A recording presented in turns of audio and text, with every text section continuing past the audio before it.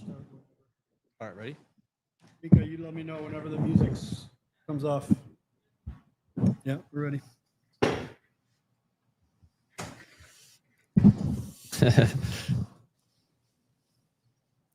What's up, everybody? Welcome to L Big League Show.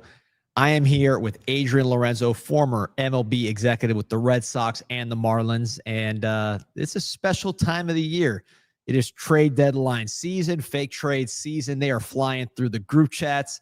There are articles, written tweets. Everybody wants to know how their team can get better for that stretch run.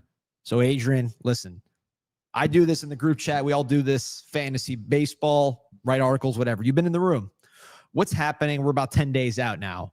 What is happening within scouting departments, GM office? I mean, I don't even know what these places mean. I'm just saying places. I don't know their actual physical places. Like, what's going on right now 10 days out? Oof.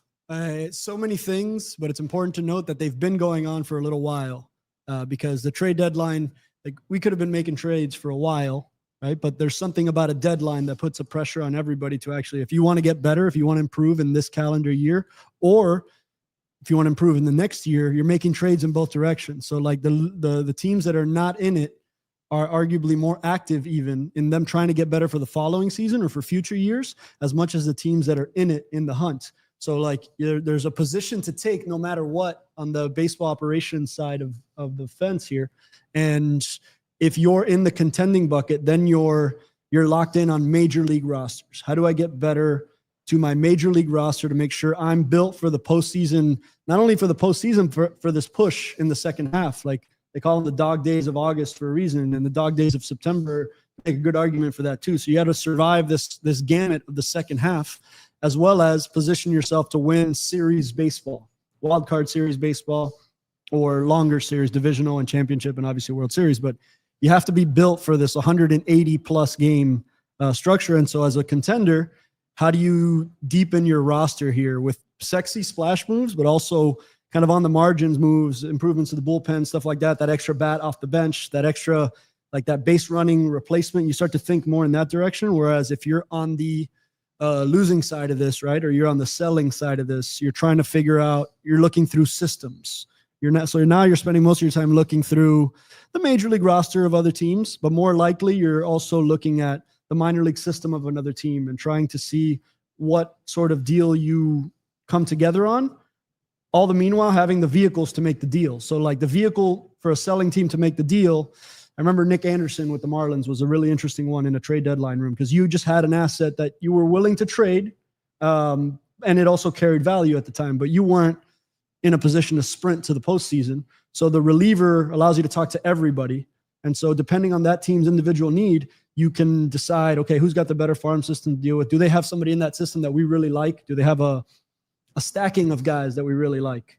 And so everybody participates in the trade deadline, whether you're in it or not. And I think that's, I don't want that to be a misconception. But also it's probably the busiest time of the year for a general manager, as well as for somebody who runs a professional scouting department. So we've talked about different scouting departments within a baseball operation structure.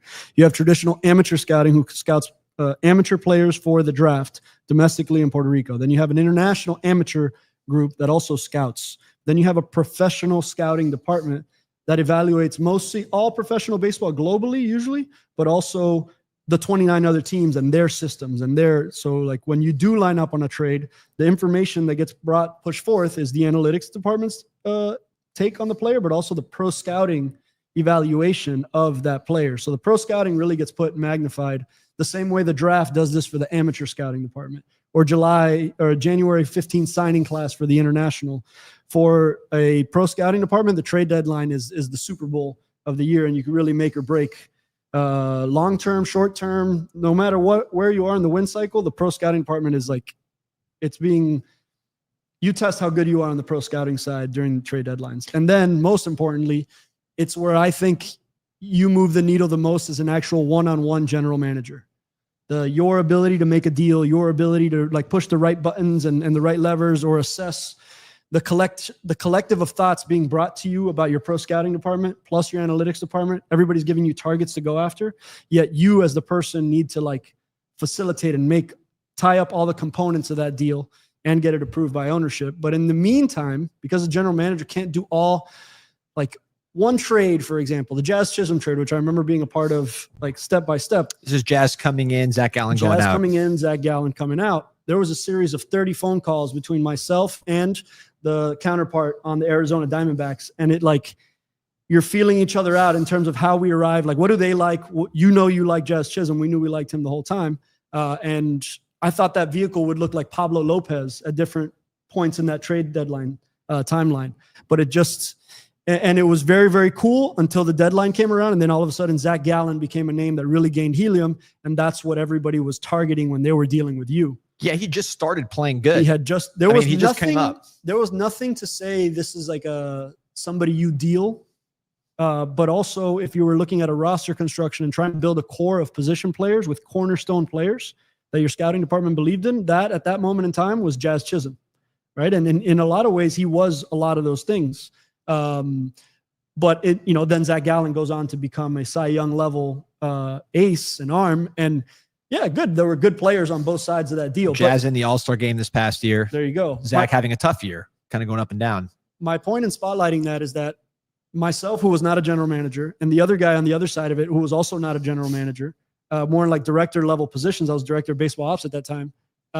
You're dealing with the non-GMs are dealing with each other, building it up, like ideally putting it to the red zone or the 10-yard line for a general manager to push it across, dealing with the other general manager. But there's a lot of those conversations that are happening right now. Brandon has a great question in the chat. He goes, is there a lot of scouting or is that over? So like, I know from a fan perspective, I've seen the situation where it's like, you read, okay, well, I know this prospect is getting traded or is our best prospect and we're in the market to buy a major league player. And we had like a Cardinal scout or something in Beloit. I'm just using an example. So, hey, the Cardinals must be interested in X player. Maybe they're going to trade their major league player that we've had their eye on. Just putting pieces together. Or you might say, hey, Marlon Scout was at this event. Whatever it is, you read those things about leading up to the trade deadline in the rumor mill. Scout here, scout there. How much of that actually happens this close to the deadline where you're extra scouting a potential target, whether the minor leagues or in the major leagues? I think it's happening no matter what. I think it's especially happening if you're targeting a certain profile as a team trying to win and get better, as a team trying to get, so a contending team, quote unquote. I think you're really targeting what you think you need to get better. You're not open scouting that organization. Whereas if you're on the other side of it, you have a little more of an open lens because you have the major league player that's going elsewhere. You have the target going elsewhere. And then you have to like, okay, how can I accrue the most amount of value for my future organization? Whereas on the big league side of things, you're focused in terms of what position is opening. Where's my roster soft? Where can I, because that's the only way you can organize your efforts. Like, okay, I'm going to hunt a back end reliever. I'm going to hunt a left-handed bat that I can complement X, Y, or Z on our roster. Or like, we definitely need another seventh inning guys get really popular during this part of the year. Closers get a lot of the hype, but those relievers that move in the leverage innings that are not the closer roles, those guys can make a big difference in this. Like, Yimi Garcia to me doesn't get enough love. I watched him do this in 2020 where he's not your closer, but he's your relief ace in whatever tough pocket. And that's a really valuable role throughout these next 2 months, as well as well into the postseason. So those guys get really valuable. Your right-handed hitting lefty matchup, your power matchups, those guys can really move the needle a lot, but they're not really thought of over the course of the 162. I don't know if a name, Steven Pierce. Do you remember Steve Pierce with the Red Sox? Yep. So Steve Pierce had this burst of production during the World Series run as the lefty killer, because now you're playing matchup baseball a lot more, and you're really matching up your lefties versus your righties and optimal lineup construction and rosters and things like that. And there are guys who can really make a living in the postseason. And you can target them with that kind of precision. I need that bat in my lineup, right-handed, left-handed. Catching gets popular now. Big league catching is like you just got to get through the whole season. So there's so many ways to answer the question of how you need to prepare for a trade deadline, but it feels climactic on the day of the deadline, but the work going on right now between pro scouting departments, GMs talking to other GMs is wild, but we haven't seen the wildness of it. The wildness happens in the last 6 hours. Like there's something about a deadline that feels like, okay, I'm either doing everything I can as a general manager to get my roster better, or I'm not. And you can always feel like there's a move that you can make, a back end of your 40 with their back end of 40, something that's a better matchup. Like there's always a move to be made, and you can always be moving a needle. That's why I say you as a general manager, I'm not saying you can't show up for the rest of it, but if all you did was helicopter in and be a really good deadline specialist or trade deadline mover, you can move the needle big time. And some guys are more talented in let's say the analytically driven side of things, but like there's a deal making art to this that you have to be, you can't just analytically run through a list talking to another general manager or another baseball operations high level executive. Like there's a human component to like this deal making thing that you have to do. And some teams lean in a more deal making capacity. We've talked about Tampa. They're always in the rhythm of making deals on either side of this. So they're very active in trades. But then there are other teams that don't trade as often. And you see the trades happen in the off season, but not necessarily at the deadline. Like what team would you say? The White Sox never felt really active in conversation to me. Like you're not like having a frequent dialogue on like who we like from your side and who you like from our side. During my time there, I remember the Diamondbacks just felt like I was constantly talking to them about their players, them about our players, their big league players, and usually our system players. I remember we really loved Ketel Marte, and so it was like every angle to try to see like if that would be probable. And to their credit, they always held firm on Ketel Marte. It was just one of my favorite players.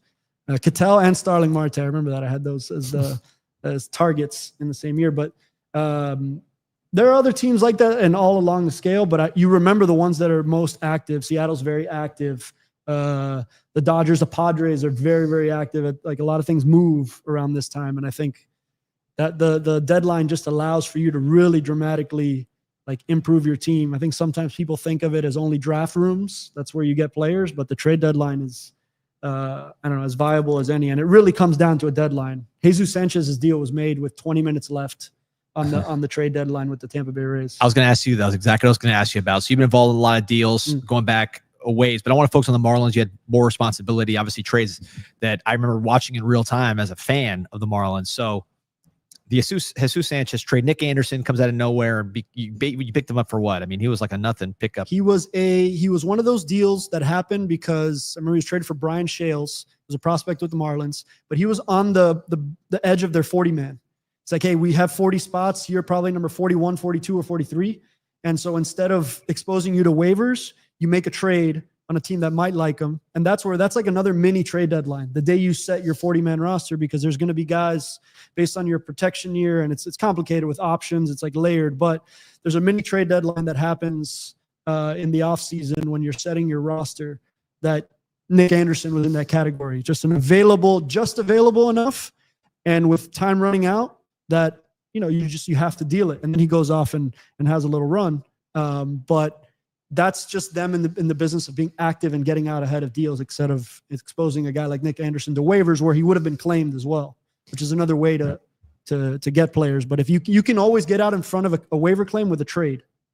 And when you get the player, he does great. He's unhittable, really. I mean, it was an unbelievable run. He had a really good run. And then Trevor Richards, who I think he's still hanging around, shockingly. I thought I saw his name in some blotter. I did as well. And with a changeup like that, you're always going to have a role or a space in the game. And I remember that trade. He's throwing. He was popular in that sense too. What an unusual player, just banging that changeup all time, independent league, right? And Ryan Stanek came out of that deal too. Who's gone on to be a super effective reliever. Period. So the intake on the assessment of the player was wrong, but sometimes trade deadlines are tricky. Like guys going into this new place in the middle of a season, midstream, you don't know, like your philosophy can go into a completely opposing way of being utilized and things like that. And there's all sorts of factors on the other end of the trade that we can get into also. Yeah, sore subject for Marlins fans, that standard part of the deal. But I remember when it happened, we knew Anderson had value because we'd watched him. We knew Richards had his unique style. But I remember we got Jesus Sanchez. I mean, the fans. You see it on the Craig Mish or whoever. You say Jesus Sanchez. Well, I didn't know he was available. This is a prospect that's had some juice even people that weren't fans of the Rays had heard of Right. Jesus Sanchez. He was pretty close to the majors, all that stuff. So I remember when we got him, the thought was, well, the Rays know what they're doing. They're pretty good at trades. Like, do they know something about this player that we don't know? That was at least my reaction. A lot of Marlins fans' reactions, because on paper, we're like, you don't usually get for these guys that we just barely picked up for nothing to get a prized position player prospect. I think in retrospect, even without the Drew Stanton component, I think the Marlins won the trade. So it's not like you got tricked on anything. Jesus Sanchez is not an all-star, but he's played a lot of games. He has value. He's probably going to get traded now in this Very deadline. valuable major league player. Right. So is there any of that where a prospect that maybe you don't think is available is getting brought up and you kind of put it on mute or had the conversation like, hey, why is this guy available? Is there something we don't know? What's that like when a player that you don't think is available comes available? The first thing that stands out is like you won't know until you ask for it specifically. And so here's where things you do during the JT Realmuto discussions, because Tampa was one of the teams that every good team was in on Realmuto, and only a few teams made sense.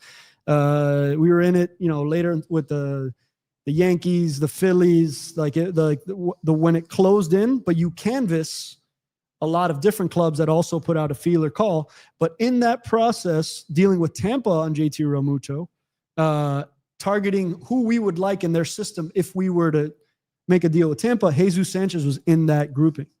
So swings around in a different context, non-JT Realmuto. We don't make that trade.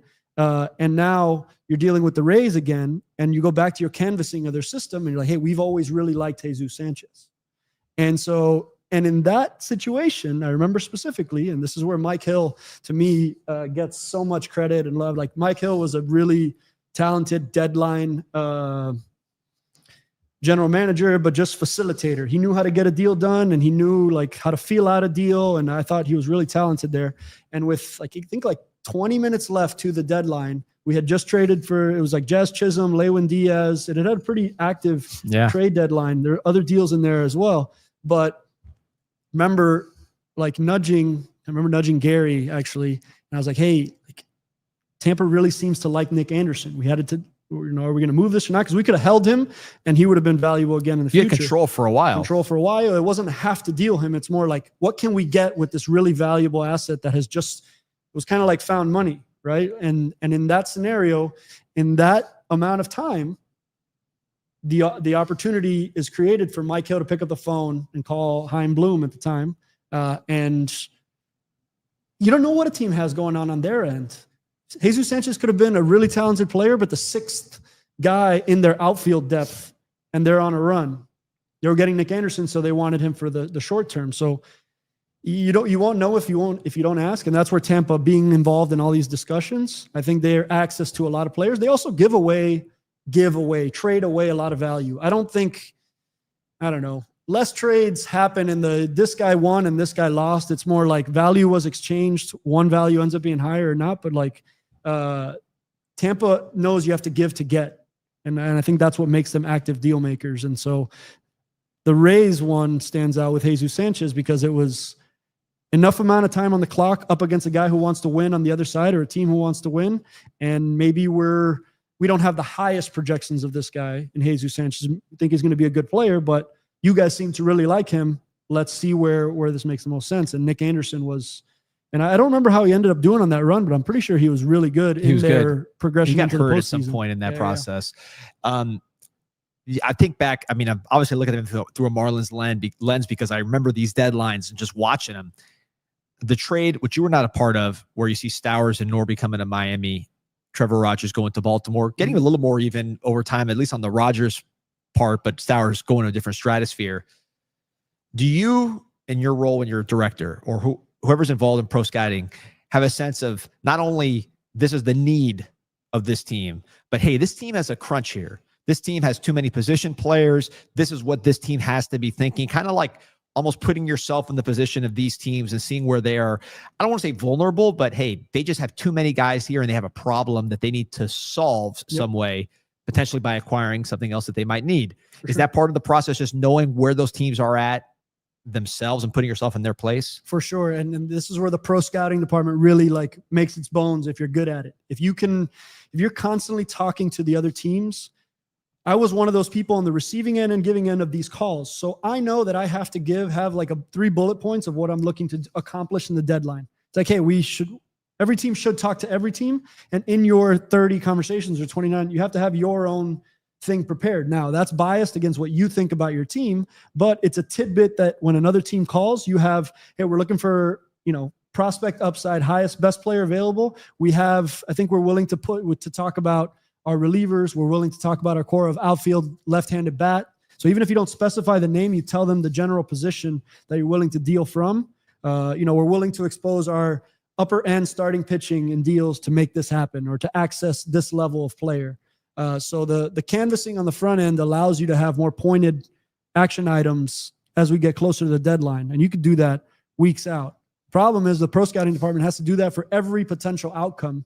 So you just have to canvas to then maybe make 1-2 deals, right? So you do a lot of work that doesn't really get appreciated, but you fuel the front office and the general manager with the information to make the decisions.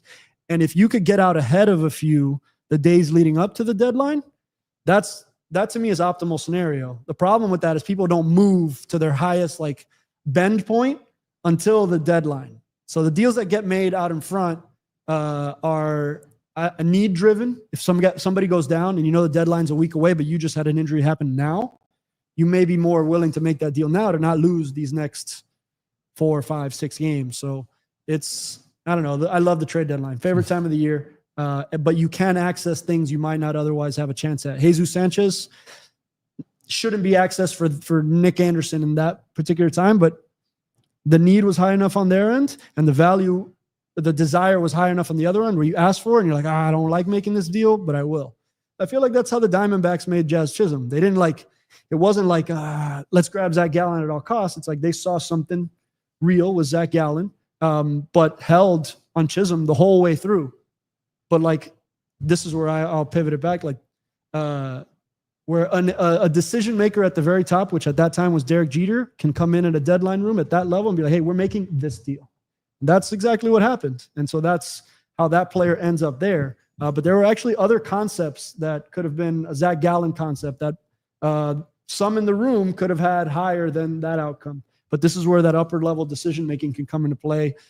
General manager who's really Dave Dombrowski comes to mind. He'll just say, no, we're making this deal, and this is what we're going to do philosophically. And there's a lot of value to that. And in I love that trade deadline room, but it'll I don't know. You'll spend weeks and weeks and up until 3 a.m., 4 a.m. working, making calls. It's an extended amount of time, and then deadline hits and. That's where I think most executives try to take a breather on the other end of the deadline, not the other end of the All-Star break, for example.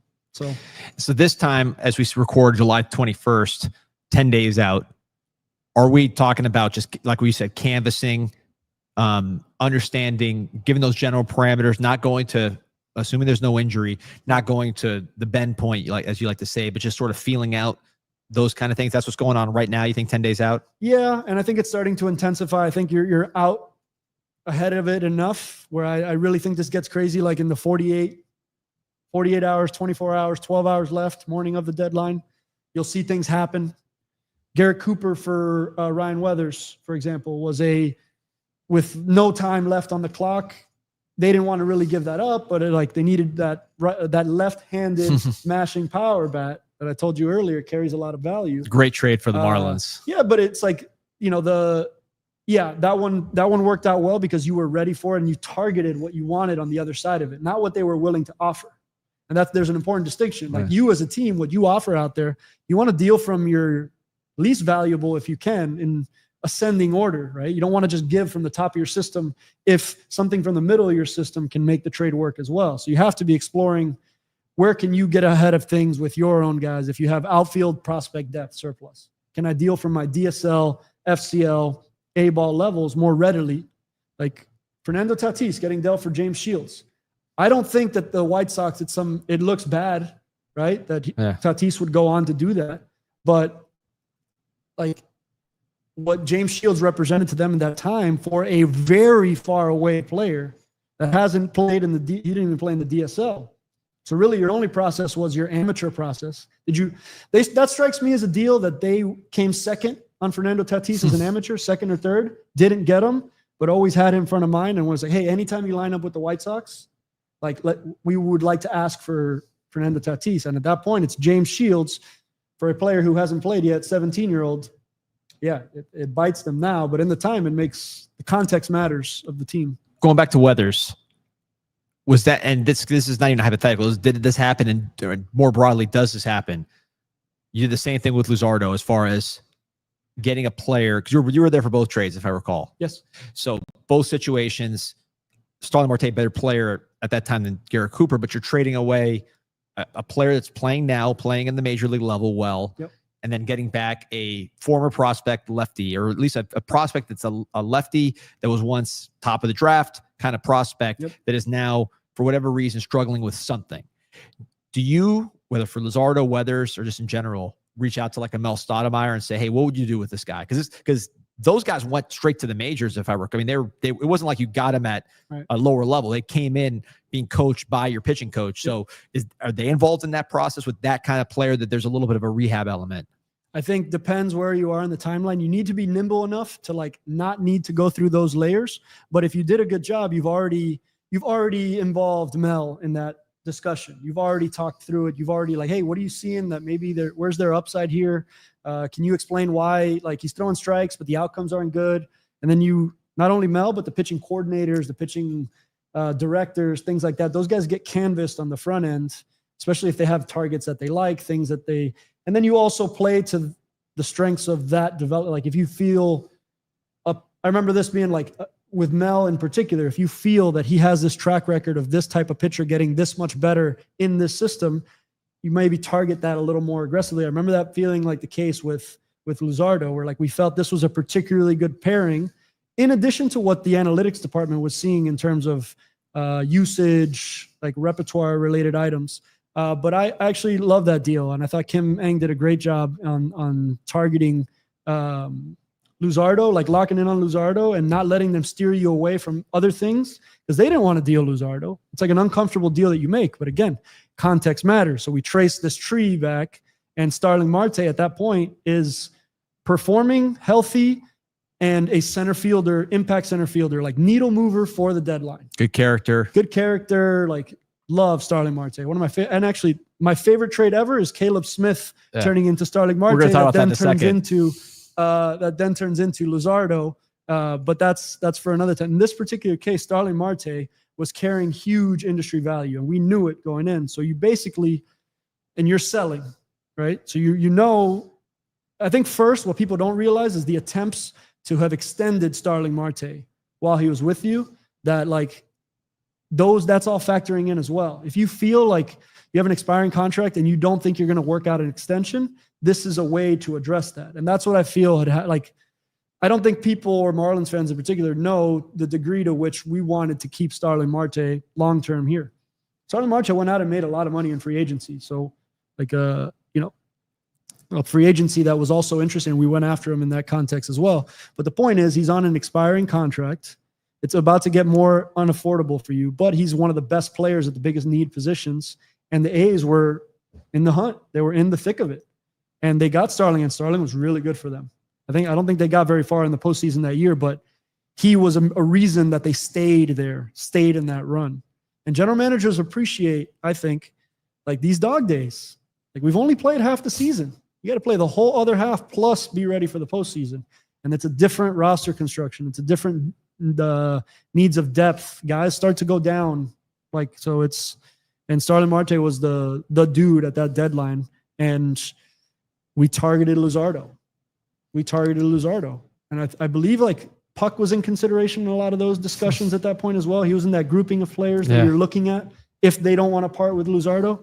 But we talked about Luzardo extensively, and we're excited to acquire it because it was like classic example of don't just look at the ERA to tell you what a pitcher's doing. You could be carrying a bad ERA. I say this with Sandy Alcantara all the time. You can carry a bad ERA for all sorts of reasons. And yes, it isn't great, but is it indicting to you as like you cannot pitch as a pitcher? Sometimes yes, sometimes no. And with Luzardo, it was like he was throwing a lot of strikes. He had just dealt with a hand injury the year before. We were also in this really interesting era of sticky stuff versus non-sticky stuff. And that whole era of guys like trying to predict who would be most effective by this not being a thing anymore, right? And there were guys that were affected based on their profiles, and it was the determination. Luzardo was 97, 98, left-handed, throwing strikes with a good changeup and a like workable slider, which is now his best pitch. That felt like it was going to work regardless of what was happening. But at the time in AAA, it wasn't. It was like they might have had a little bit of prospect fatigue with Jesus Luzardo, and that's totally normal. When players pan out, sometimes you don't have the patience to allow them to based on what's happening on your major league rosters. It's like Tariq Skubal, I think. You trace it back to when he was in the minor leagues. Could you have asked for him at that time when Detroit was needing for something else? Maybe. Now that looks kind of, but at those times that could happen. And that felt like what one of my favorite trades is Starling Marte for Jesus Luzardo, straight up. There were some financials exchange in the other direction as well. But you had the hot asset at the moment. Tanner Scott is like this too. Tanner Scott had to have been one of the most popular names talked about for a lot of different deadlines. A deal that you make in spring training for a comp pick now turns into, because then every team can imagine inserting that into their bullpen and equaling wins in August, in September, in the postseason, in a World Series, game where you really need those World Series matchups. If you watch the way the Dodgers matched up, they were throwing 4 closers at you at the back end. Leverage in the 6th, leverage in the 7th, leverage in the 8th, and in different orders. Yeah. And so the Royals won a World Series with that. There you go. Yeah. The Wade Davis era, I remember that. Kelvin Herrera, that was good. So those things are super valuable at this point in time. Yeah. So the weather's similar deal, probably prospect fatigue, but you got to a point that I want to get to, and I was leaving it for later, but you opened the door. Sandy Alcantara. So obviously different type of career than a Luzardo at that time. This is not a prospect. This is a Cy Young Award winner in his absolute prime under a contract. Yep. He continues to have those innings, which kill him. I watched his last start. Yep. Really, it was one inning that got away from him. I was there. He was pretty effective throughout the game until the one inning that got away from him. This has been the pattern throughout this run. When you say it gets away from him, what does it look like when it's getting away from him? In the lead up into it. I mean, is it walk driven? Is it command driven? I would say command driven, just missing the pitch that he can't miss. But not command, like still throwing strikes. Still, right in exactly. It's not control driven. Stuff it's is not going over control. the middle. It's not control. It is command at the wrong time. Okay. Knowing him, I was there for his first start when we got him in the trade. Like I remember his first ever start was at you're Lone Sandy Depot Park. Alcantara expert. I just seen him. I see him. You could see the frustration on his face. Like, I mean, it does not take a psychologist. It does not take a pitching coordinator. I mean, you just see his face and his body language. He's always intense, but you could tell he's frustrated. Sure. The process you talked about with like the pitching coordinator, the pitching coach. I'm assuming that's happened with all the teams interested in Sandy at this point. It's not like he's a new name on the market. He's not Zach Gallen. They kind of like, hey, he's available. Everybody knows he's available.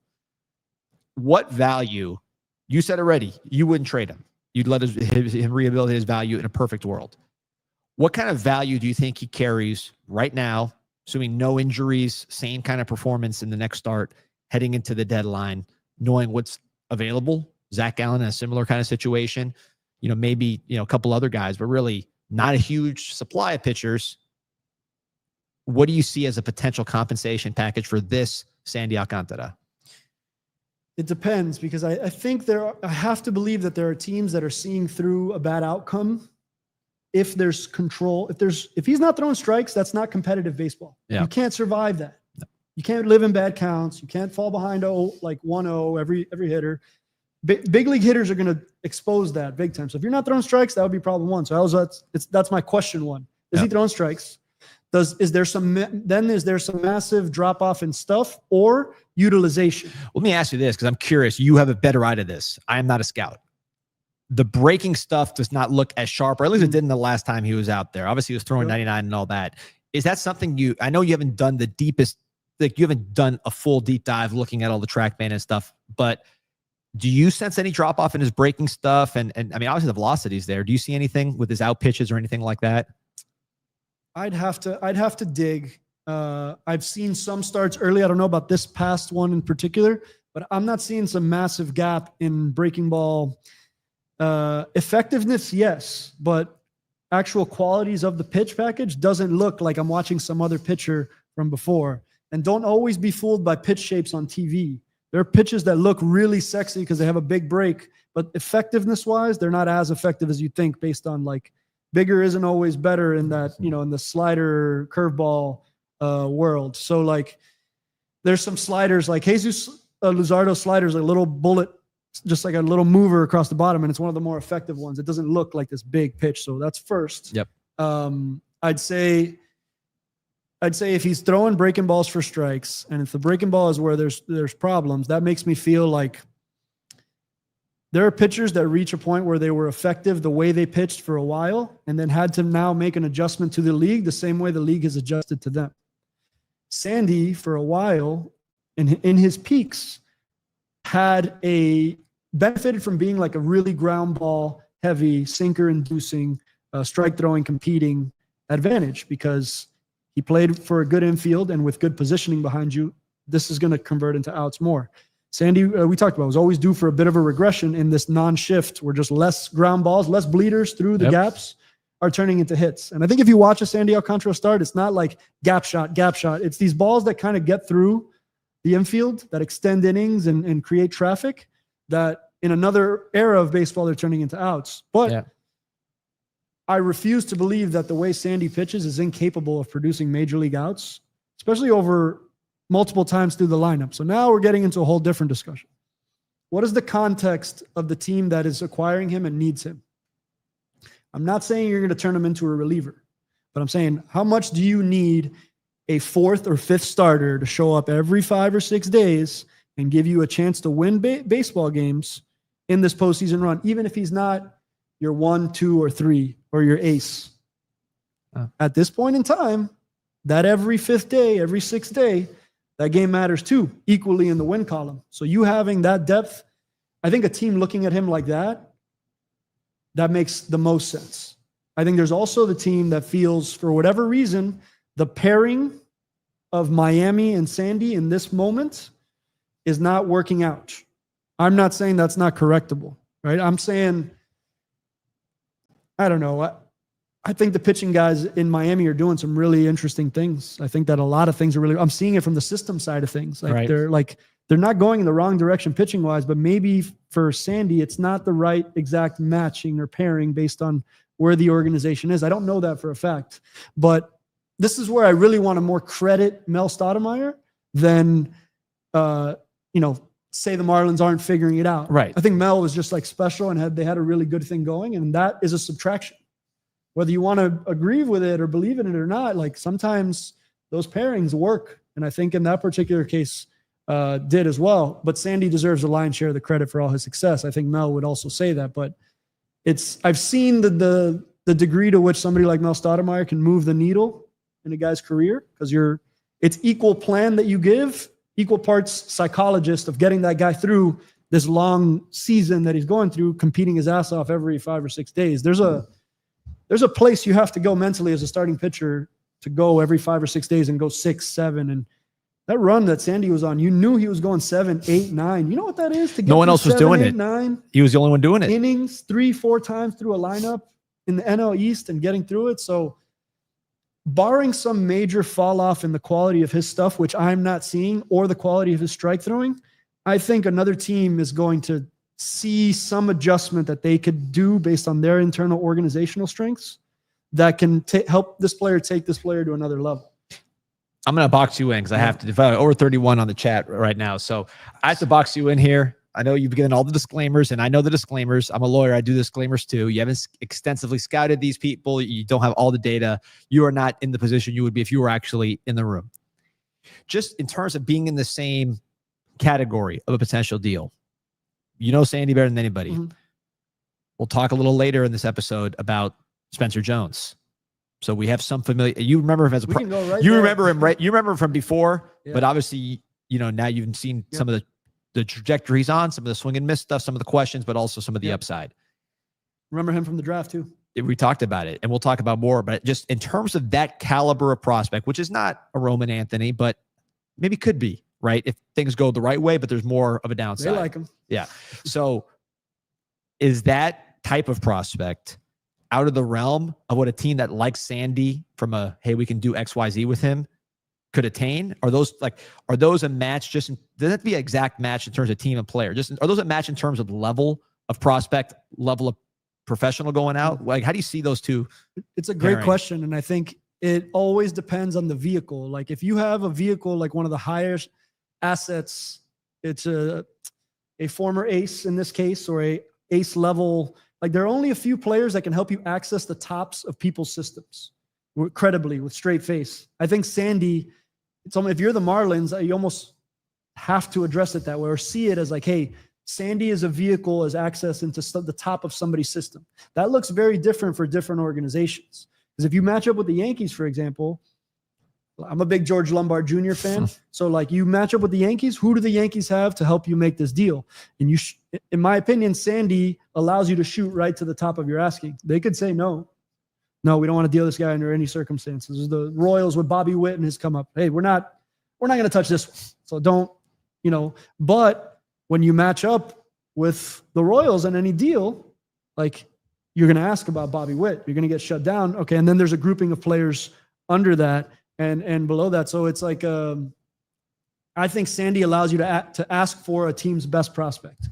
You ask the Red Sox, there's a lot of options there in terms of impact, high level talent. There's other teams that you match up with and you're like, you don't see you would need to package it together with like, either you go one player carrying the majority of the value or you stack it over 3 starting pitchers. 2 of them are in the Dominican Summer League. So this is where the needle could start to be moved. I think if it's Sandy, I think you hunt access to the best players in the game that very few other players can allow you to access. JT Realmuto, for example, Christian Yelich, no matter how those deals turned out, those players allowed you to ask for, the best players around. Giancarlo was a little different because he had so much money attached to him. Yeah. So there was difference, but level of player was at that, but he had different financial considerations.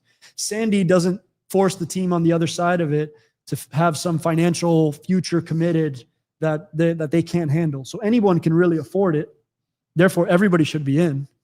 And I think the teams that would be the most in are the teams that he's been killing for years. Like the Phillies, I think, the Mets, and these are new organizations, so they're not using 3-year scouting reports to dictate value now. But I think they're Cubs. And then there's the wild option of do you feel like you utilize him in a different way, not out of the bullpen necessarily, but like shorter stint starts that you can accommodate because you have a deep bullpen. So you don't need him to go 7. Can you give me 4.5 quality? I'll take that. Yeah. And I think when you watch Sandy starts, damage is happening a little later, not earlier. So it's how many times can you get through tough lineups is what that question becomes. The separator between starters and relievers. And I think he can still get through 3.5, 4 innings and maybe work only through 1.5 times through the order.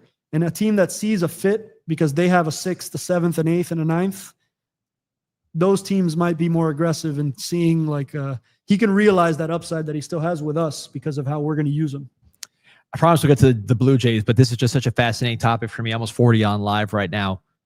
We talked a little bit earlier about like Kyle Stowers and Norby, where you had a surplus of position players with the Orioles, allowed those guys to go maybe for, I'll say less because Rogers is pitching well now, but they were available in a way that maybe wouldn't have been possible if there weren't so many position players on the Orioles. The Boston Red Sox, organization you work for, very familiar with. There's your jersey right there. They have it's not the highest level. They have high-performing major league players, a surplus of those, which is probably the rarest thing in the world, where you have a surplus of guys that are at the top of their position. Outfield, your guy, Rafaela, who you scouted, signed at the beginning of your what a run career. For the kid. Unbelievable. The kid from Willenstad. There you go, baby. Unbelievable. Talk about Roman Anthony, #1 prospect in the game, South Florida kid. Abreu, who we talked about earlier in the show, or in the season of the show. One of our first episodes, we talked about him and how dynamic he's been. That's 3 right there, outfielders. Jarren Duran, one of the best outfielders in the game last year. Maybe coming a little bit down to earth this year, but still a high-quality major league caliber player. Yeah. Is this a situation? I saw Passan had him at, I think, 25% to be dealt. but you knowing the league, a guy like that where there's legitimate surplus, and those guys aren't going anywhere. Roman Anthony's controlled for a while. Rafaela signed a big deal. Yep. Abreu, I don't know exactly his situation. No, he's pre-arb. So a guy like Duran, if you're the Red Sox, what are you thinking about solving that scenario? Or is it even to be solved? Say, hey, we got 4 good players. We're happy with it. We're trying to win a championship. Again, it depends. Like who likes Jarren Duran and how much, and if you feel like what you have can get there. I think the Red Sox are proving a little bit like this Devers thing. They combated it with like this platoon at first base between Toro and Romy, Legend of Day, Romy Gonzalez, who trains here in the offseason. I see him all the time here at Pinecrest. But that first base, that's like what we talk about with the Rays, 2 players totaling value at a position. That's them playing perfectly together in this combination. And the Devers departure hasn't really, hurt them that much. I think they have enough surplus and depth at the big league level to be considering any deal for any player that they're not like, that they don't feel is untouchable. So if you don't think Jarren Duran is untouchable, and there are holes to your roster that you think need to be plugged in order for you to be a real postseason, to make this postseason run, because they're like the Blue Jays are where they are. Like we were talking about the Yankees, Red Sox, and Rays at the top of this division. All of a sudden, we're going to graduate into talking about the Blue Jays. So they have softer spots on their roster, and I think they have position player surplus with prospect depth coming up behind it, and returning players in Casas, when he gets to the other side of that injury. So it's hard to trade pieces from something that's working. They're playing well right now. You're on a run to remove major league value unless you're getting significant major league value as well. What would surprise me if I saw a prospect depth deal for Jarren Duran. It seems like you can access another team's whatever your need is. I got to look at them a little. I don't know if they're targeting that as starting pitching. Yeah, which is going to lead to my next question. Right. Is that a match? I mean, right. We hear with the Marlins, prospect. But with the way they're playing, I'm not saying that they're necessarily desperate buyers. Yep. But you look at Duran's contract. I just pulled it up. He's $8 million next year, club control. Then he's got 2 ARB years, and he's a free agent in 2029 when he's 32. You probably don't want him at that point. Is that something that's unconventional? But we all know with the Marlins, the analytics point one way or the other. Is there any way that's even feasible that you say, hey, we're going to go the total other way. We're going to get a major league position player. It's not like their outfield's been killing it. You put him right there at center field and probably be pretty happy about it. You have some prospects there, but this guy's a major league player that's proven it. Could that be a match? I think it could be. I don't think it will be. And I think that I think if the Marlins lined up a surplus value in descending order with the Boston Red Sox, Jarren Duran wouldn't be in that tiering of guys that they would go after most aggressively, right? And you're trying with Sandy, you're trying to access the top of what somebody's willing to give you. Now, you don't have the leverage of a good performing season. If Sandy was performing, you could make any deal with almost anyone, really. Yeah. But it's just not breaking that way. So you lost that part, but you didn't lose value or leverage, or you lost leverage, but you didn't lose it all. I think the deal the Red Sox want to force you to make is more in this Duran category than you want to force yourself into the Roman Anthony discussion, right? Now, maybe you don't get it. Maybe they'll say no way, but that's what you want to shoot for if you're the Marlins with Sandy, in my opinion.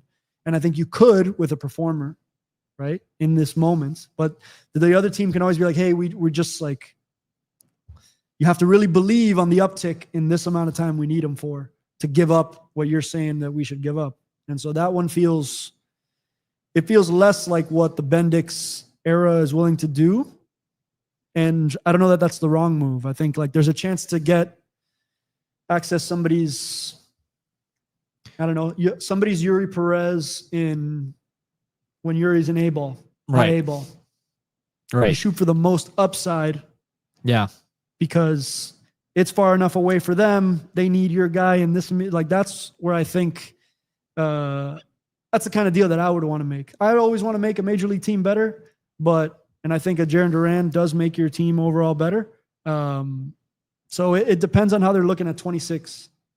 if they're going to straight face want to compete for every win in 2026 because you're going to make your run, that's a more, you can get behind that as a decision maker, as a PBO, sell to your ownership group, which we would have to do, right? In terms of, hey, we're dealing Sandy, right? Like that's not it's kind of like an emotional decision as well, because it was the cornerstone of an era of your franchise.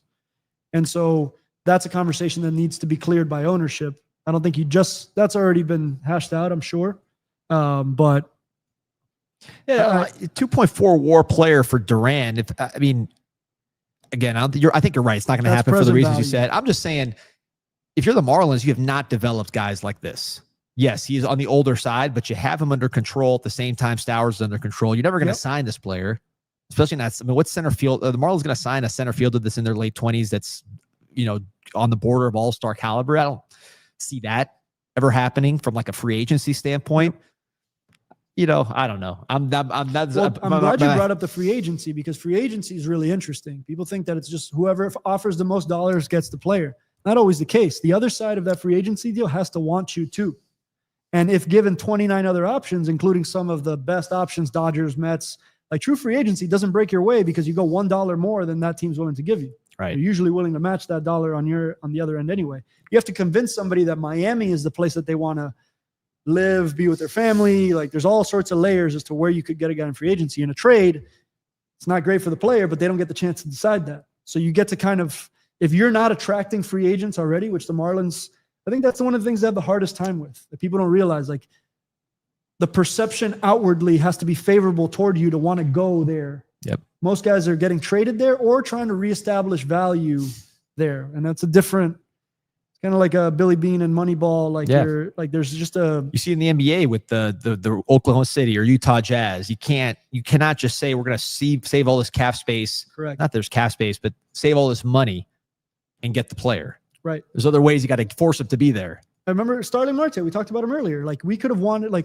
tried to work this deal out, but like if he knows teams like the Mets are on the other side of it with more dollars, like you get beat for that player, regardless of you offering $1 more that they match again. So like in a trade, you circumvent that process and you could get players earlier in their control timeline to play for your organization. It's like, in good organizations is terrible because sometimes like the person who ends up with Duran gets a Duran who was like playing balls to the wall to get to the postseason. And now he gets traded into a team on the down, like Miguel Vargas, for example, getting traded to the White Sox after being on this, run with the Dodgers. Like that's got to be, upending. And that it happens all the time. But given his choice, I don't think Vargas would opt for that. But that's what the White Sox are betting on, and that this is how we can rebuild this thing. And that's trades, man. Trades are, to me, more viable for a mid-market, small market team as a way to build than you're always doing scouting and player development. You should always sign good young players that are going to be good for you. But the trade component, if you're not doing it in free agency, if you're not getting the players you want in free agency, you have to be active with trades. We could talk trade deadline all day. We've gone an hour, but it's such a big topic and obviously it's timely. But let's switch gears to a team. You mentioned markets and all that. This is a team that I guess I call a big market team, but they have some issues that other teams will have to deal with free agency, which would be the Toronto Blue Jays, right? I mean, they're going to be in some big sweepstakes, but at the same time, not everybody is willing to move their family to Canada, so they got to deal with that issue. But they put together a team that I don't think any of us expected to be what they are, certainly coming off of last year. This is a team that's been in the playoffs in recent memory, but it's not like last year they were outstanding. As we record this, 2 games up in the AL East, hitting like crazy, 8th in the OPS. The pitching hasn't necessarily been there, although they're striking a lot of guys out. 14 under 500 last year. Veteran rotation, Barrios, Bassett, Gausman, all guys in their 30s. But this infield in particular, and let's call Addison Barger an infielder, although he does a little bit of everything. That's what's got you excited from talking to you. Yeah, the complete way in which this roster is built and contributing right now. I think Fangraphs does a really interesting thing.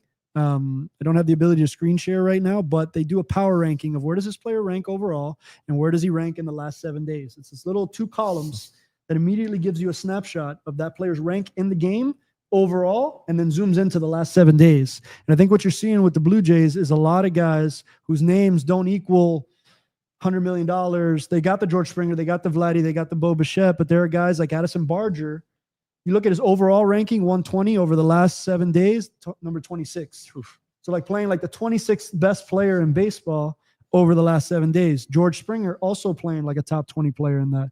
Vladimir Guerrero Jr., top 25 overall, playing like a number 55 player. So you have these stackings of players that are providing now value, helping you make this push right now. And it's coming from a lot of their support is coming from their system. I think they got something underrated happening with their player development pipeline, especially as it relates to position players coming in and impacting the major league club. But you're getting performances from guys like, we don't talk about Joey Loperfido very much on this, on this show, but performing in a top 150 player range when he's usually in a 448 range.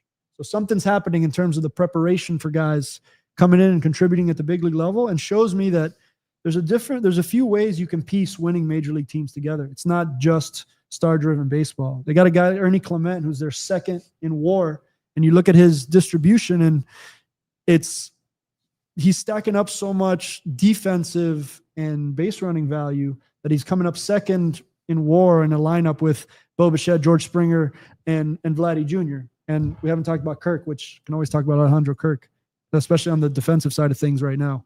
Never thought I would be saying that, Dan. Maybe Agustín Ramirez will say it one day. Yeah. That'd be nice. But they even have contributions. Tyler Heineman in the last 7 days is playing like a top 21 player in baseball. Tyler Heineman, I don't know if you remember, was traded from the Diamondbacks to the Marlins. I do. Because we needed catcher depth desperately. For like 10 games. It was like a short amount of time. And it was a trade for, I don't even know what it was for. I think it was for $1, or it was one of those trades that go for, because he was on the kind of the downslope of his career. But then you could go to another place, and he's had a few good runs with different teams since. Shout out to Tyler Heineman. I think he's also a magician, performs in the clubhouse. Yeah. But then he can bounce back later on at 34 years old, right, and have this like productive run for a team that could then secure him another 1-year deal next year, a 2-year deal after that. So they're getting performances from guys like that and piecing a roster together in a way, like in a division with the Yankees, Red Sox, and Rays all being good. And they're 2 games up right now. So there's something going on in Toronto that I think we've been due to talk about. And they're getting really stable, if not elite performances from their starting pitching. So like, while it's not like a name driven rotation, there's 5 guys in that rotation where you feel like you could go to war with and win a major league game with every night. And those are pretty good odds too. Let me ask you this, because we've been talking about this in the context of the trade deadline, just kind of always scouting not only other teams' professional organizations, the minors, the majors, but also knowing your own guys and their value. You know, there's a guy like Zach Gallen who comes on very quick. You're just learning him as a major league starter, and then he's dealt. So obviously you put a value on him pretty quickly as an organization. Even though he had just come up, you didn't say, hey, let's wait and see. Say, this is where we think he's at. Let's go acquire this. Addison Barger. So this is somebody who you look at the profile on paper. You say, okay, he's a 6th-round pick out of high school in Tampa, Florida. He was drafted in 2018, now breaking out in his mid-20s. So, by the Blue Jays? Yes, by the Blue Jays. Okay. Still young. But not a trade, a homegrown player. Homegrown player, but not like a surging prospect. This is a guy that took a long time, right? Yep. So I don't think he was treated like some sort of blue chip prospect throughout, because he wasn't. I mean, he would have been up by now, right? But now he's up, and you look at the tool set, just pulling up his Baseball Savant page. Bat speed, 94th percentile. Arm strength, and he plays third base and outfield. This guy takes hacks. 100th percentile. The exit velo, all that stuff. Hard hit. I mean, outstanding. Plus, he can run okay. When you get a guy like this who his career, I don't want to say journeyman, that's not the right word, but his career says, not like a surging, tooled up prospect. But now he's at the major league level, and he's using those tools effectively. Like, how does that does the evaluation change really fast? Like, hey, we thought he was this, but now he's this, and we're treating him like this. And if you come and asking about him, we're treating him like, some first overall pick that can throw like rocket and do all these things. How quickly does that evaluation change with somebody like this that was not a predestined blue chipper like a Roman Anthony, for example?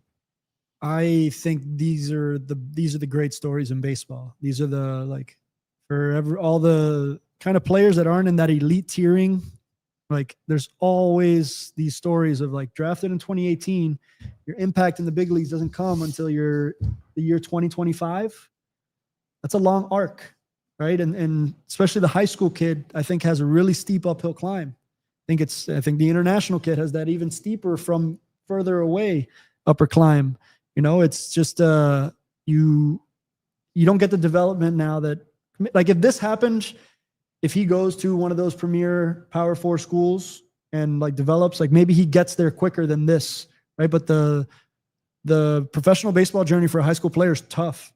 It's like you have to really, really hit as a position player, as an offensively driven player, and that doesn't come early. And the unfortunate thing is most of the time you run out of time with a prospect, or somebody's asking for him when you see something, you have fatigue for him, like the Luzardo, and their trajectories aren't linear on the way up. There are valleys to this.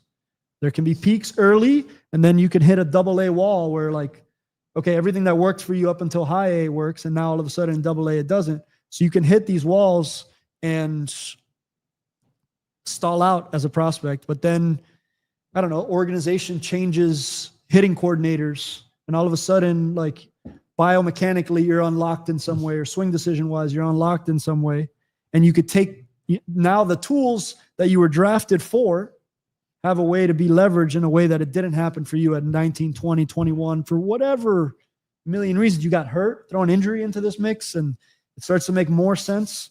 And that happens often as well. But here it just feels like it's things like this on the margins, I'd say, that can also happen for you as a team when you do have your position player core of other guys, right? And Addison Barger, I also just like watching him this high. It's a very high effort swing, but also he's just killing fastballs right now. It seems he's killing right-handed pitching, and I think he's just found a real niche for himself in this lineup.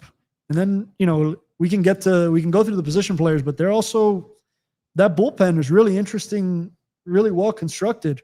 You got Brendan Little is ranked the #1 player in all of baseball over the last 7 days. 100th percentile in whiff rate. You got 13.3 strikeouts per 9 innings. And you look at I don't know if you have Savant up, but like, I don't see much four seam use whatsoever. 20-year-old left-hander or 28-year-old left-hander from UNC. I mean, I don't, maybe they're calling his four seamer. I mean, they're putting his fastball as a cutter, basically. That's the fastball he's using. And then it seems like the predominant pitch in this equation, that knuckle curveball, also the sinker and a cutter. I don't see a four-seamer in the mix there for what he's throwing. Again, this is not track, man. We're just going off Baseball Savant. But it seems like his mix is quite unusual for somebody that's creating this kind of whiff rate. It is. And I think what's interesting here as well, as I go back through the timeline, this is a trade with the Dodgers in 24, I think. No, purchased out for cash, a trade for cash from the Cubs in November of 2023.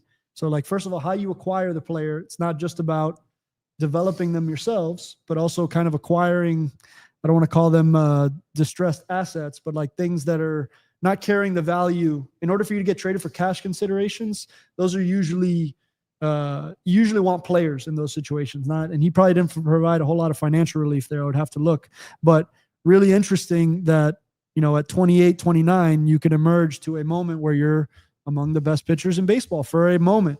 Relievers have these moments, and they're more short-lived. There are guys that could really have. Nick Anderson had a really hot moment, and I think Brendan Little's having a hot moment. And those are the things you need to have happen to be in the position the Blue Jays are in. But like, to have your lefty matchup guy be in the 100th percentile in whiff rate, chase rate, K rate, and ground ball, that's Tanner Scott in his like premium, deadline. This is what his thing read like. Throwing 93 instead of 100 or 99, what Tanner Scott was pumping at times. Yeah, and I think that the value of you missing on the bottom end of the barrel is like, especially if you can get whiffs. If you can get whiffs and people to hit the ball on the ground, what other outcome? Yeah. You can't hit a homer on the ground. So like if it's getting through, it's getting through as a sinker. So anything that contact is being made on, it's usually going on the ground. In the big leagues, high percentage of times, that's an out. And getting whiff rate. So it's like, if this guy just needs to, if he throws strikes, then a good outcome is going to happen. And I think the Blue Jays have found a pocket to use them where, I mean, the results speak for themselves, but also know how hard it is at any moment to be the number one player in the power ranking of Major League Baseball. Like that's the week you just had. Insane. And that, if you can do that, then elite level big league performance is turning that into 4 weeks out of the year, 5 weeks out of the year. Because if you do that, and that's why the big leagues is amazing. You can come up and find the right pocket, find the right moment, right team, right time. Or Trace Thompson with the Dodgers. That's a really good one. Like he would be out of baseball for certain pockets of time. And then he's a lefty masher at the deadline, positioned perfectly only against lefties. And he comes in and makes himself millions of dollars with a good postseason run or a good short stretch to get you into the postseason. So I deviated a little bit, but their bullpen needs a lot of shout outs as well. Tommy Nance is sitting in this bullpen. Remember, former Marlin Tommy Nance, acquired in a smaller deal as well. Now pitching like number 25 reliever in all of baseball over the course of the last week. And then you trade at 34 years old. So the bullpen's really interesting because it's this amalgamation, this collection of misfit toys, that you can make work together. Remember Adam Simber? Yes. Adam Simber was a really interesting part of a bullpen. I said Yimi Garcia earlier. These guys that when you piece it together, you can build a really interesting bullpen with pieces that don't recognize or register with the average fan, for example. Then there's the Edwin Diaz. You can do that too. Right. I'd rather do that. And then Jeff Hoffman. They paid for that reliever, and he's performed like one of the better relievers in baseball. Not in the last week, but overall. And then from their starting rotation, you look at Yadiel Rodriguez from Camagüey, Cuba, 29 years old, right-handed pitcher. So similar age, different side, whole different arsenal than Brandon Little. 1 day as a starter last year, now in the pen, fastball averaging 96. But what you see here is the slider, 96 percentile average run value. So, I mean, the profile, I don't say it's conventional, but, fastball, slider, right-hander, good velocity. But what is conventional? That's a good way. Fastball, slider. Yeah. So with Yadiel, you scouted him, the player. What stands out to you? Good characteristics of the fastball with enough strikes to play over the zone. So he's got to me, it's like an above average fastball with movement and velocity. So if you sit 96, throw strikes with a fastball that doesn't have to have elite movement at that point. You can have average movement at that velocity and have that play up, especially if you could command it. If you can command it, then, that's plenty of velocity to do whatever you need. It's really interesting, though, that a guy, you see guys getting more effective wedged into bullpen roles. And some guys can't get through a lineup 3 times. It's a hard thing to do in big league baseball, especially in this case. If you're to be a starter, you really need that third pitch to feature. And if it's not a feature pitch for you, you can't pitch like in a bullpen role. It's easier to be more effective in a 2-pitch grip and rip. Like I'm a fastball slider guy. This is how we're going to go. And this is where my bread is buttered and pitch that way. As a starter, you can't do that. Like you as a righty need to have a changeup against a lefty if you want to really get through lineups. If not, he'll box you into fastball breaker. And I know where you throw those two. Mm-hmm. And the changeup is always the keep you off timing wise. This way, out horizontal, but out front and back, which is, where pitchers are also trying to get you off. And so that's what stands out to me here, like a lot of strikes or enough strikes at a high velocity with a really good breaking ball. And here's where I'd say it's an example of the fastball setting up the breaking ball. Therefore, the breaking ball seeming more effective. But to me, this is a guy whose breaking ball is made effective by the use of his fastball as well. It's not just like it's good in a vacuum and it's going to be good no matter what. The way you tunnel pitches, I think, is important too. The way the pitches play off of each other. And so even though the fastball doesn't get much love, the fastball is performing as well, just not at the elite level at the breaking ball. And this to me is like a guy like with 2 strikes, he has somewhere to go with that. A pitch, he has an area of the plate to go to, which is down and away slider with an effective slider. So I'm seeing how he gets there for sure. Yeah, be curious to see what these guys do with the deadline because you have injuries. Dalton Varsho, center field, coming back. Anthony Santander with the shoulder. That update was kind of ugly. Still not swinging. They're being reevaluated. You don't like to hear that word, the reevaluation word. I hope it's nothing bad because this guy was so fun to watch.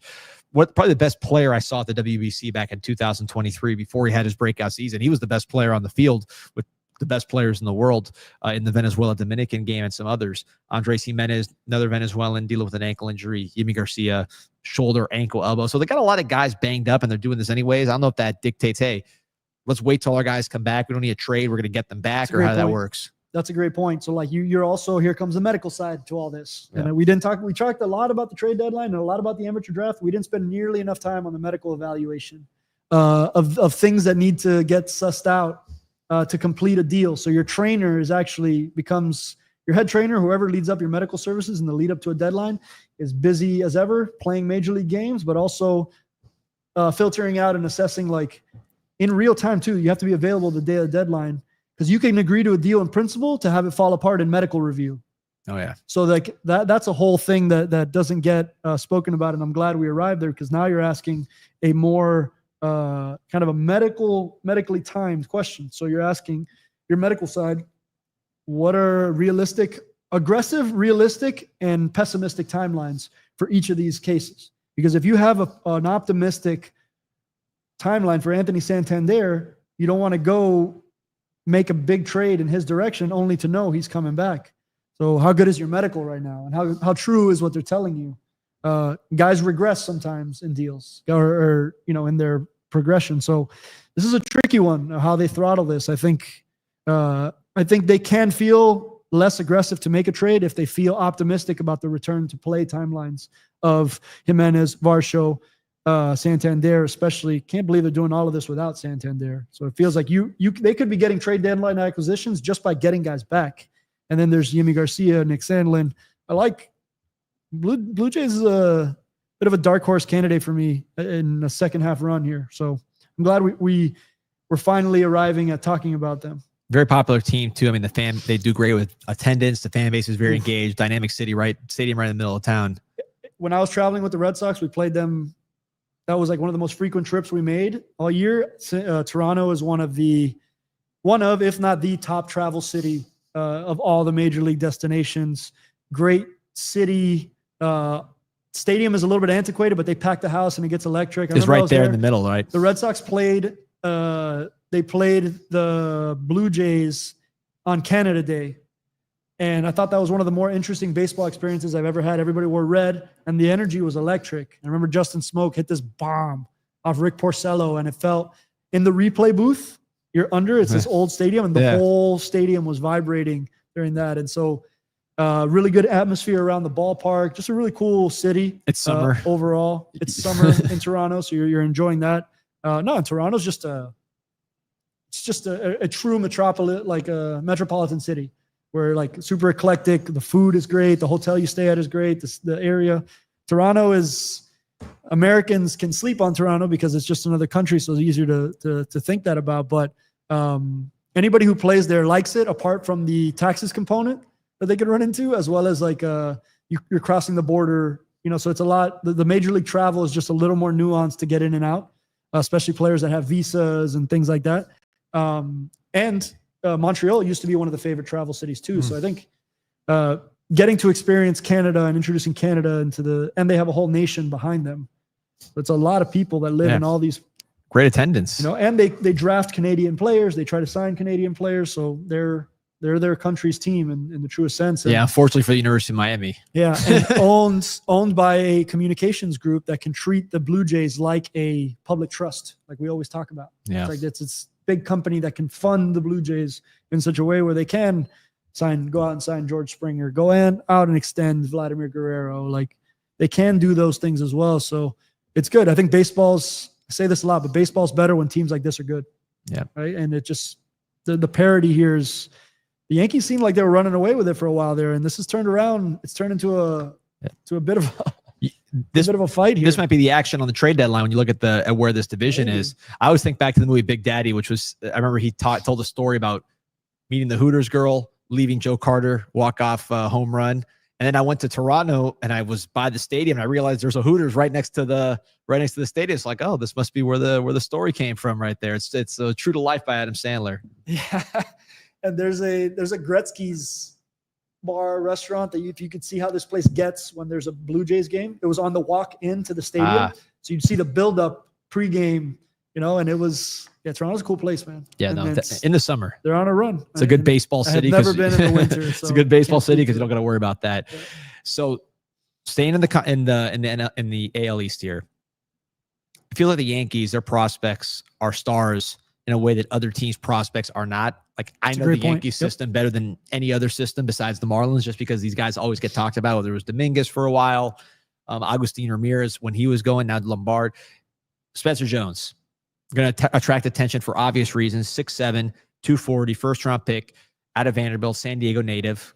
The Aaron Judge comparisons, lefty, but California, the size.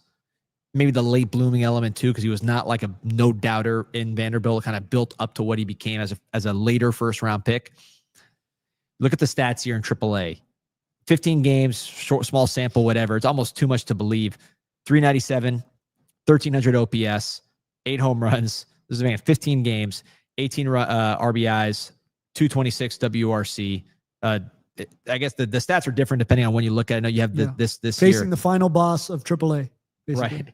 So with him, one stat I did see, and I don't have, it's not like the majors, we could pull up all the analytics publicly, but I did see at one point recently, he had a 54% whiff rate on fastballs while he's putting up these huge numbers. So he fixed that. It was happening during this run, still swinging and missing a lot of fastballs. I guess the questions are, number one, what do you do with these numbers at AAA? Do you think this is like an Aaron Judge situation where this giant man is putting it all together? Or are you still saying, hey, man, if you're swinging and missing on fastballs in AAA, you're going to be facing some monsters here pretty shortly. How do you look at a player like Spencer Jones, someone you have history with? Again, player development timelines are different for everybody. And what stands out the most here is this, to me, is a scout's player, because it's also an analytics darling. So it's like one of those two in this era of more acceptable strikeout rates. He gets on base. He has top of the scale tools in terms of the scouts. Like, you look at him and you see 6'7", left-handed swinging, athletic enough to play the outfield, and knows like an ability to put the ball in the seats. Like there's a lot of strikeout and there's a lot of miss that comes with this. But what else is there on the offensive profile? And to me, is swing decisions. Like, he's getting on base, and he's always shown a penchant for getting on base through every level of the minor leagues, including in college, right? Where there's just are you getting on base? It's the only way you can survive a high strikeout rate. Now, missing on fastballs, the biggest gap in fastball quality is from AAA to the big leagues. It's a chasm, right? So I'm sure that's going on in every Yankees development room, right? But not chasing pitchers breaking balls out of the zone is also a real asset in the big leagues. And pitchers got to come to you in certain spots. So is he missing on fastballs that are not in his happy zone, right? Places where he's not going to drive the ball. But if he's getting enough mistakes, and this is where I go to pitchers, they have the better side of the argument right now, but those guys make a lot of mistakes in the zone. Dan Uggla. They make a lot of mistakes in the zone. I feel like Dan Uggla, when he was here, he'd never hit a good pitch. I mean, he was just killing every mistake. And then you look up and he's got 20 home runs. And so, if there's a elite level breaking ball performance here, which I really like this swing, by the way. I can see how he misses fastball velocity elevated. He just inside the baseball, and there's a loft in the swing that feels obvious for a vertical fastball era. To you're going to get above that barrel, but he also works inside the baseball really well. It's not under and over, under and topped. He gets that really good ball flight where he can hit mistakes in the air, and they go a long way because he's as big as he is. And then getting on base when he's not striking out. It's like the three true outcome: homer, strikeout, or walk. But if on a given night, one of those is a homer and one of those is a walk, you got on base twice, and you hit a 3-run homer that could change the trajectory of a game. That's what I think the Yankees are locking in on, is can we position this to help us down the stretch versus right-handed pitching? while also making sure he gets the development. But he's like, there's no more higher level of minor league baseball for him to prove he can dominate. He's dominating it over a stretch of time. So there's no more, it's for how much longer do you want it to happen? Or do you want to wait for him to slump, not feel as confident, and then get brought up to the big leagues? It's this, I don't know, the Yankees have to feel like this could be a trade deadline asset for them as well. An injection of a prospect, adrenaline from a prospect that makes good swing decisions. That projects well at the big leagues. Missing on fastballs does not, but hitting mistakes does. So if you can not swing at pitchers' pitches and capitalize on pitcher making a mistake in the zone, there's good eating there, for major league hitting, especially left-handed. Which, how you describe the swing? So different player, different size, right? Different size, same position, also lefty, but timely to talk about. We were actually thinking about talking about him today independently. Kyle Stowers. So Kyle Stowers, uppercut swing, lefty, killing it. Had a lot of problems swinging and missing on fastballs, really on everything. I mean, swing and miss was a monster. He almost didn't make the team out of camp because he was projected to potentially not make the team out of camp because of that issue. Has gone on to an all-star season. One of the best hitters right now in the National League, period. I mean, every single stat you could look at. Top 20 WAR guy. When you hear people that were in the process and he himself talk about his biggest adjustment, it was hitting the high fastball and getting that he naturally has that uppercut swing, but making it so he is able to hit that high fastball. He hit one off Mason Miller for a walk-off. I have to go back and watch the walk-off that he just hit on Friday. Yeah, 97 up middle. Right. So that adjustment was made. That adjustment was made. It was that easy. Everybody would do it. It's not like, but like, how's that? If you're projecting an athlete, which this guy is an athlete, right, and saying, all right, well, this is where the hole is. It can be exposed, but maybe he can get to it. Like, how does that analysis take place? I hate to always be this guy deferring to swing decisions, but like, it's a hard decision to make of a pitch that's elevated above the zone and an elevated fastball in the zone. That's a really granular distinction to have to evaluate, and it's coming in. So like, if you're like, chasing high fastballs is problematic. It could lead to a lot of miss in this day and age of vertical fastballs with movement and ride. So like, but also deciding like, where the limit of that zone is and you're not going to swing at it. And now it's ball one instead of strike one. And you don't have to chase that. Like, now you have the ability to make the decision that you're going to get better at hitting the high fastball, because you can say mechanically, I'm going to get my swing better at hitting the high fastball. If I can't ID it, or if I can't ID where the limit of the zone is, because above the zone, nobody's living with like some crazy percentages at swinging at pitches, fastballs, especially above the zone. It's just not a good place where hitters like to hit. But right under it, also not a great place, but right under that is where you start to get into that range. And again, pitchers miss a lot. They want to hit the top half of the zone on a good scenario. At least they, if you're trying to pitch up or down, you want to at least be in the top half. And I think pitchers feel good making that mistake. Either I missed up or I missed down. But that fastball for a pitcher, like, you miss a little too low on a fastball you're trying to elevate, that's good hitting right there. And I think that's what getting on top of a fastball means.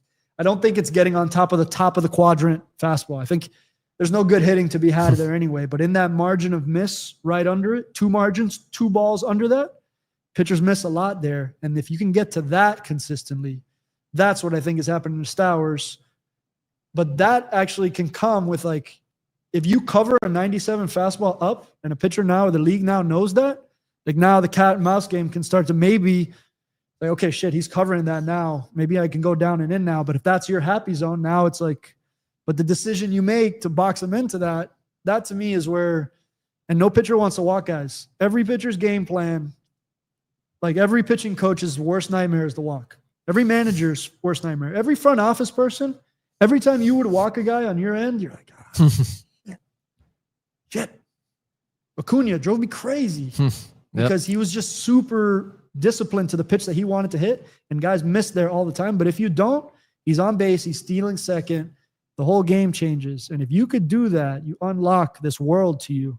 But it starts with being discerning on the pitches that you swing at. And that's where I think the biggest, yes, he's covering higher fastballs. That's a mechanical move, but it's also a swing decision move. Box him in. Yeah. Shout out to the Bullpen Mafia for their interview with Gabby Sanchez, because I'm stealing this from Gabby Sanchez. Mafia. But he said part of what he talked to Stowers about was just like with the higher, I know what you're saying, it's got to be high in the zone, but the higher pitches that he was not hitting in the zone, just touch it.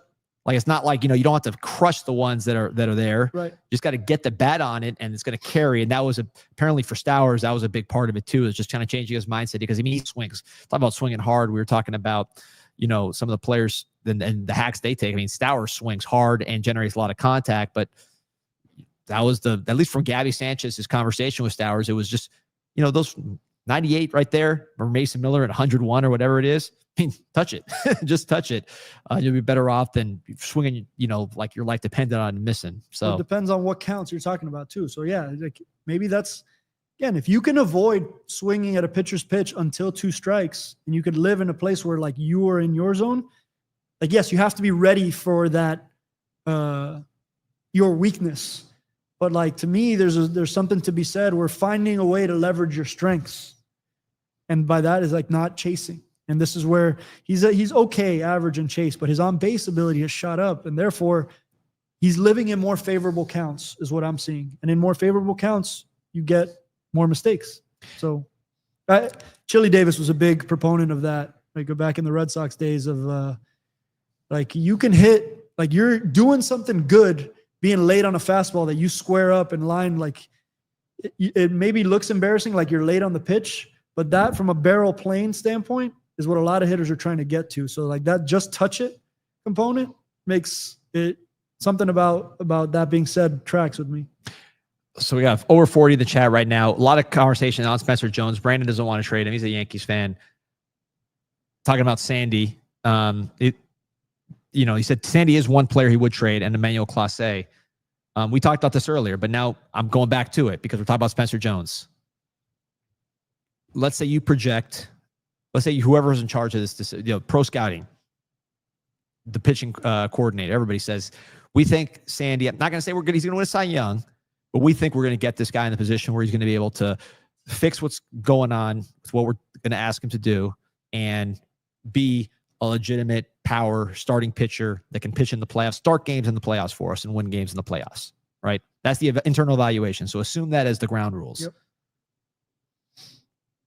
Is Spencer Jones in that Lombard category for you where you're saying, nope, I don't want to touch this unless you're giving me, superstar player? Or is he more movable for that version of Sandy, which in this hypothetical, you're projecting that you're going to get a playoff starter in Sandy?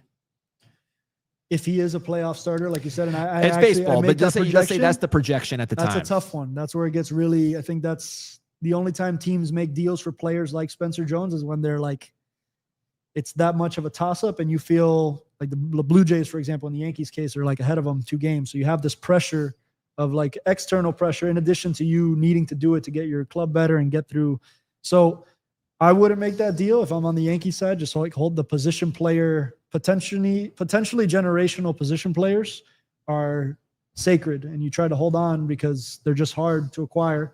The only way I could see something like this happening is if you stacked, like, I don't think it's Stowers, but if you stacked another piece, like needle mover to your major league roster, let's say that Jesus Sanchez. Right. So let's say that you package a left-handed bat with that and 2 players are traveling for 1.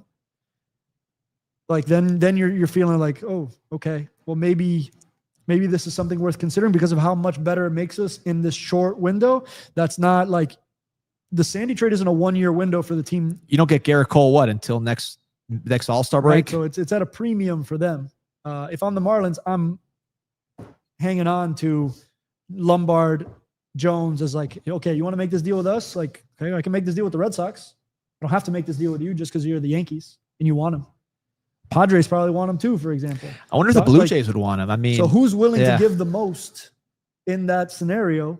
That, like, it doesn't matter if the baseball world wants him to end up in Boston or the Yankees. If the Blue Jays come in with the highest surplus value offer, they can grab him.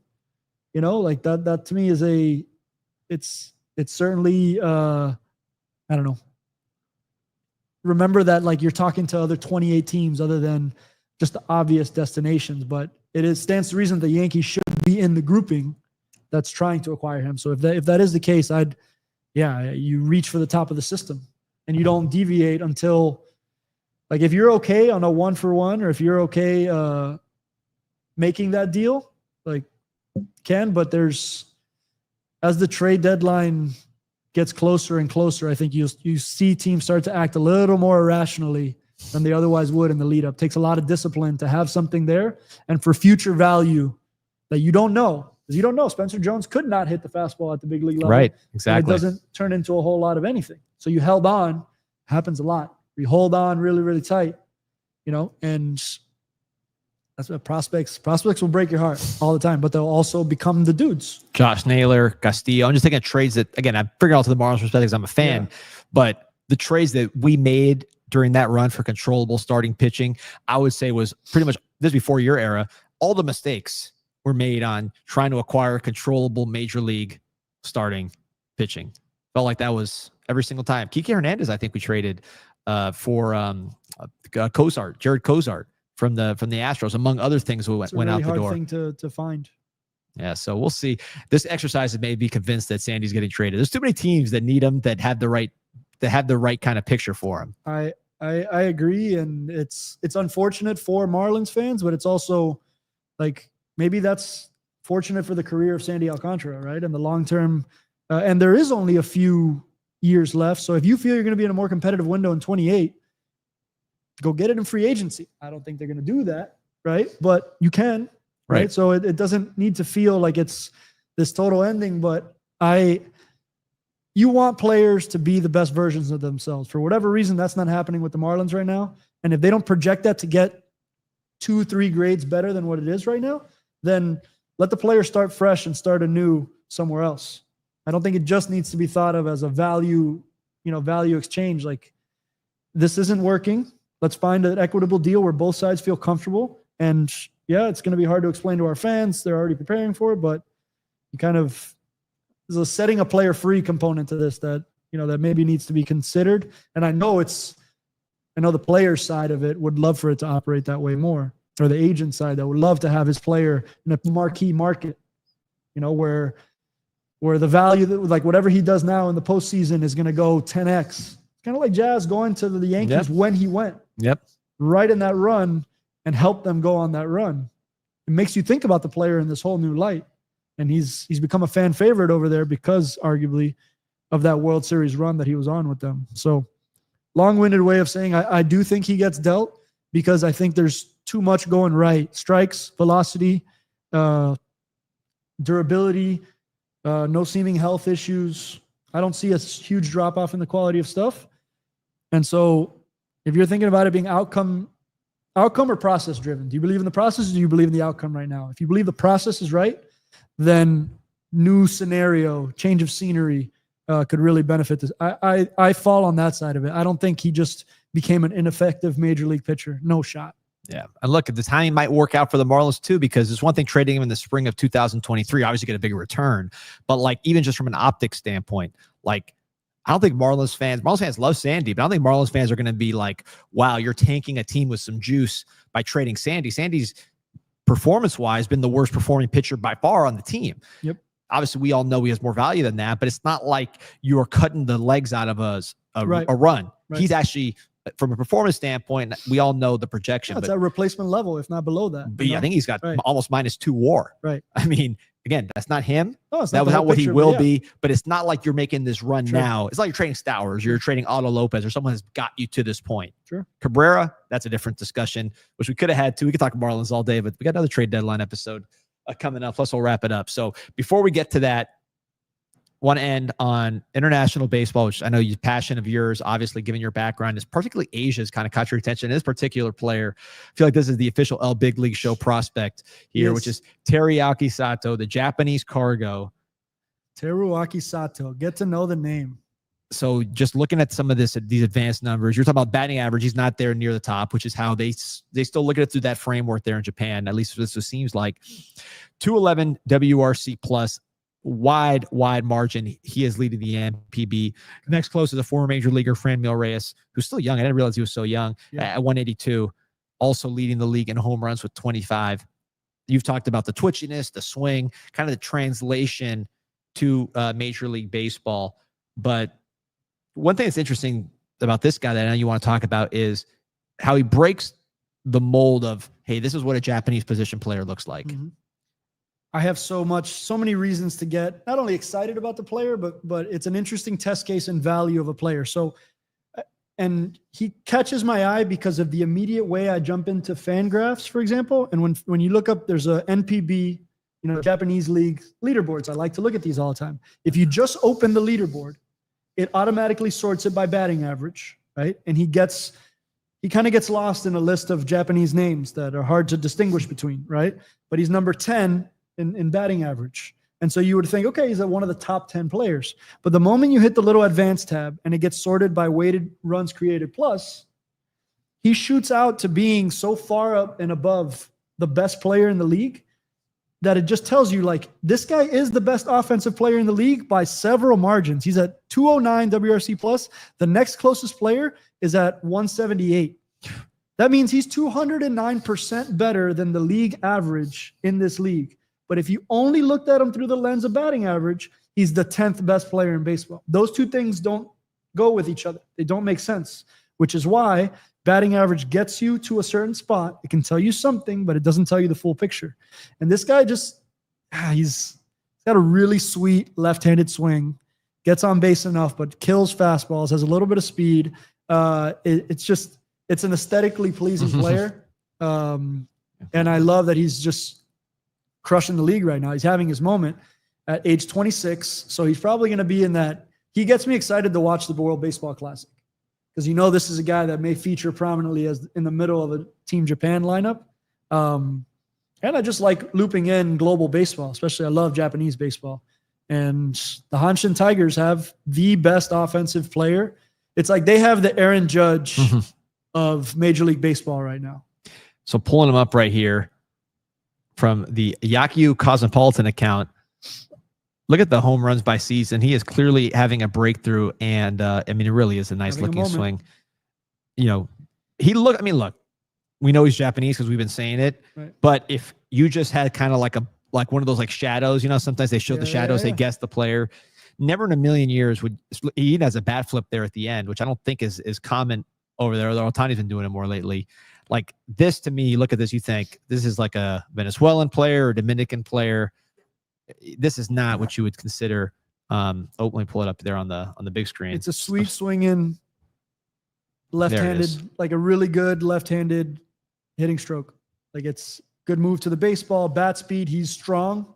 So to me, he looks like he's on the more physical side of players over there, but not the most physical guy. So there's quick twitch, there's elasticity, there's looseness, there's bat speed, there's extension, ability to lift the ball in the air to all fields, including and especially the pool side. So I got to imagine this guy's going to get pretty popular if and when it comes near posting time. I don't know when that is, and I'm not trying to rush him out of Japan because what I love about all these clips, there's a packed house in every stadium. The best. Like it seems like such an electric baseball atmosphere, and this guy is his team's best player. So he's like a Tom Cruise in Japan right now. He's got to be. You got to go. You will love Japan more than anything in the world. You go with your wife, and you got to figure out the situation with the little one. It's hard to travel, but man, everything is designed. It's either design or baseball. That's all it is. And sounds like my kind of place. It's your kind of place. The environment much more Latin, not in terms of the ethnic makeup, but in the style of the crowd than I thought. Not as aggressive, much more happy-go-lucky than maybe. But as engaged, as like festive in their own way, as festive. Like I thought it was going to be very. I thought it'd be pap. I thought people were sitting down, they clap, they don't get too high or too low, but they're cheering the whole time. They're using music. Like it is a festive. It's a production. Festive atmosphere. And like the only difference between American and Latin American crowds is they're just happier. They're not fighting with each other. You know what I mean? Like they're not fighting with the rivals. They'll do their different songs. They're not like out there berating each other, which you might see more in a Latin side or an American side. Beer drinking is a big part of a Japanese game, right? Oh, yeah, they're drinking too, but they're happy. Right. They're there for a good time. Right. They're there for a good time. They're not there to fight. They're there to support their team. But this guy right here, maybe a reason why, to answer the question, I don't know the answer because Brandon, we'll do some more digging on this guy because we got to figure out the story. But the production seemed to. But 26, wouldn't he be like in the Yamamoto era? Maybe it depends on how many years of service he's got there. So I have to look at those details, but we're in this. Why isn't he getting MLB hype? Because he's not in his signing window. Like it's not this offseason, for example. So just because it's not this offseason, he's going to get kind of like on the back burner type of. There were years where Darvish was in Ohtani, like in the lead up to him. Yeah. Like he wasn't, there's a year where you have to take that next step in order to be that next level superstar. And it feels like Sato's taking that step. I'm not equating him to Ohtani by any means. I'm just saying this is the best offensive player in Japan right now, despite the 10th best batting average in Japan. So everybody that wonders why Soto gets paid the way he gets paid is because he does the things like on-base driven, slug driven, left-handed, that kind of thing. So that's where baseball value is at right now. And he's going to break his home run season high in 40 games less based on his current trajectory. If he hasn't done it already, this is from a couple days ago. So maybe that's why some of this is hype is newer, because he's clearly reaching a new level as a baseball player. So we'll follow that one on El Big League Show. Got some interesting stuff in the hopper. Really cool interview that we cut today that you guys will see later on about the business of baseball with David Oxfeld, former chief commercial officer for the Florida Marlins. A lot of different stuff. We're going to have a ton of trade deadline content, as you can imagine. Continue to monitor that and more, man. So appreciate you. Keep setting records in the chat as far as people on. Appreciate everybody with their questions. Tune in next week. El Big League Show. Appreciate you.